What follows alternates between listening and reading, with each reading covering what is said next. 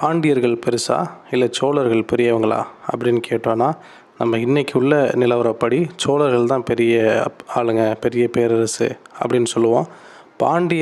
பாண்டியர்களுடைய வரலாறை படித்தவங்களுக்கு தான் பாண்டியர்கள் எந்த அளவுக்கு பெரியவங்க, சிறந்தவங்க அப்படின்னு தெரியும்.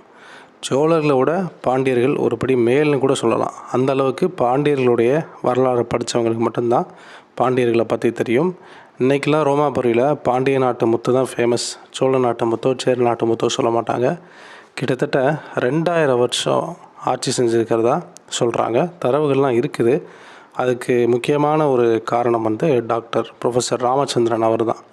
நிறைய இடங்களில் போய் ரிசர்ச் பண்ணி சோழர்களா பாண்டியர்களா அப்படின்னு ரிசர்ச் பண்ணதில் பாண்டியர்கள் தான் நிறையா வருஷம் ஆட்சி செஞ்சுருக்கிறாங்க.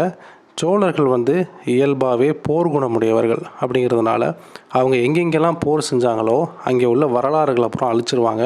அந்த மாதிரி பாண்டியர்களுடைய வரலாறு நிறையாவே அழிக்கப்பட்டிருக்குது அப்படின்னு இவர் சொல்கிறார்.